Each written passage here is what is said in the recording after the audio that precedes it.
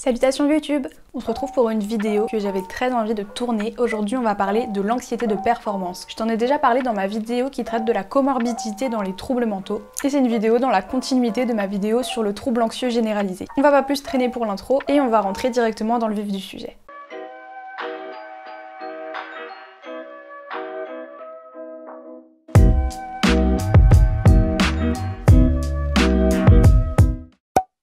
L'anxiété de performance, c'est une anxiété qui est liée aux situations d'évaluation. C'est une anxiété qui peut être un réel frein à l'apprentissage et à la réussite, et c'est une des causes d'abandon scolaire. C'est une anxiété qui peut aussi toucher au développement social, qui peut l'influencer négativement. Elle peut aussi impacter le développement émotionnel du sujet et son comportement. C'est une anxiété qui peut prendre des formes vraiment très graves et qui peut même pousser au suicide. L'anxiété de performance toucherait jusqu'à 40% des étudiants dans le monde et serait prédominante chez les personnes qui souffrent de handicap ou chez les personnes dites surdouées. L'anxiété de performance est étudiée depuis les années 50 et a commencé vraiment à se développer notamment avec la mise au point d'un test qui permet d'évaluer justement l'anxiété de performance. On va passer maintenant aux symptômes de l'anxiété de performance.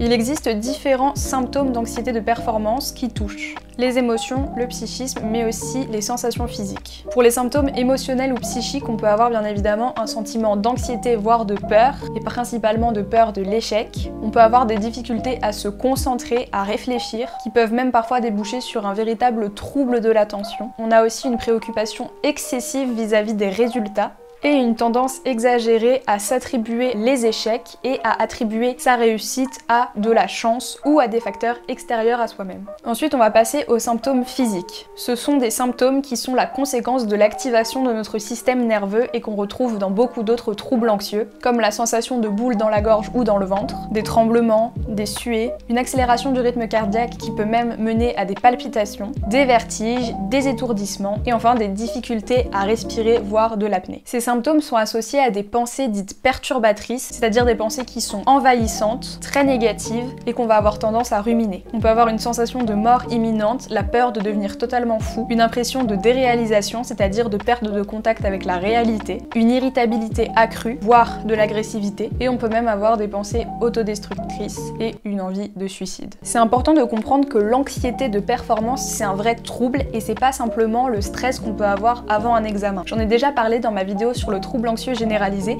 mais le stress dans ce cas-là est une réponse physiologique tout à fait normale face à un événement stressant. Quand on va à un examen, forcément, on a deux issues, soit la réussite, soit l'échec. Et c'est justement cette peur de l'échec qui est exagérée dans l'anxiété de performance et qui va venir complètement perturber et faire dysfonctionner notre perception de la menace. Dans ces moments-là, le cerveau hyperactive le système de détection de la menace, ce qui pousse à générer des pensées catastrophiques face à des situations qui ne sont objectivement pas réellement menaçantes ou dangereuses pour la personne. Ce qui est très compliqué avec l'anxiété de performance, c'est qu'on peut facilement rentrer dans un cercle vicieux où on va se persuader qu'on n'est pas à la hauteur et qu'on va échouer quoi qu'il arrive, donc on va pas réussir à réviser correctement, le jour de l'examen on va perdre tous ses moyens, on va effectivement échouer à l'examen et donc on va se dire bah ma pensée initiale est validée, je ne suis pas à la hauteur et on va rentrer dans un cercle vicieux comme ça où on va de plus en plus perdre confiance en soi.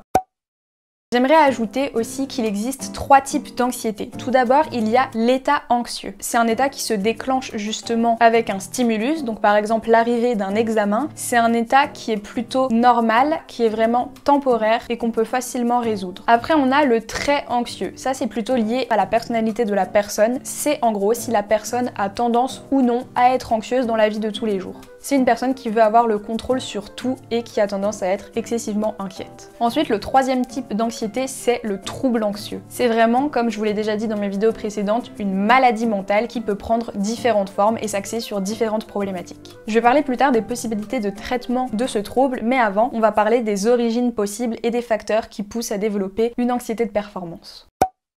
Comme je l'ai dit en début de vidéo, l'anxiété de performance touche principalement les étudiants et c'est pas étonnant puisque la période d'apprentissage, la période où on est à l'université est une période vraiment charnière pour accéder à son diplôme et au métier qu'on veut faire plus tard. Donc ça c'est vraiment lié à des facteurs personnels, qui est le premier facteur qui rentre en jeu dans l'anxiété de performance. Mais il y a aussi une deuxième explication possible qui rentre dans les facteurs personnels, c'est le fait d'avoir déjà vécu un événement désagréable ou très négatif lié à la scolarité, par exemple dans son enfance. Ensuite, il y a les facteurs familiaux et plus particulièrement les facteurs parentaux. Ce facteur rentre en jeu dans le cas où les parents seraient très exigeants vis-à-vis de leur enfant, souvent depuis l'enfance, qu'ils apporteraient une importance vraiment primordiale aux études, à l'apprentissage, et donc ils mettraient une pression colossale sur leur enfant qui finirait par développer une anxiété de performance. Ensuite, il y a les facteurs sociaux. La peur d'être jugé par son entourage si on ne réussit pas ses études, principalement la peur d'être jugé par les professeurs, ses collègues, mais aussi par ses parents comme je l'ai dit avant. Et bien sûr, il faut aussi considérer la pression implicite qui est mise sur les étudiants, qui consiste à faire croire aux gens que si on ne fait pas de grandes études, si on n'a pas un diplôme, si on ne fait pas des études très longues, on vaut rien socialement et on n'apporte rien à la société, ce qui est totalement faux, bien évidemment.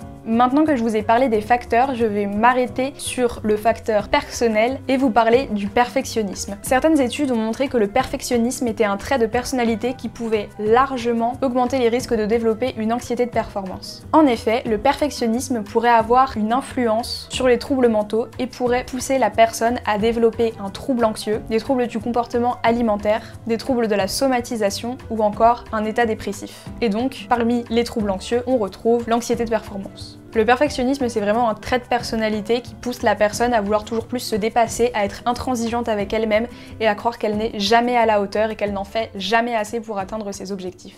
On estime d'ailleurs que les étudiants qui ont le plus de risques de vivre un échec scolaire ou un abandon scolaire sont les élèves perfectionnistes. Ça peut sembler relativement paradoxal puisqu'on s'imagine que les personnes perfectionnistes vont travailler plus, vont plus s'investir, certes, mais il y a aussi des conséquences négatives au perfectionnisme puisqu'on va toujours avoir l'impression qu'on n'en fait pas assez, qu'on n'est pas assez bon et donc on peut développer tout un tas de troubles mentaux dont j'ai déjà fait la liste avant. Maintenant, on va parler un petit peu des possibilités de traitement puisque oui, c'est bien sûr possible de diminuer significativement l'impact négatif de l'anxiété de performance.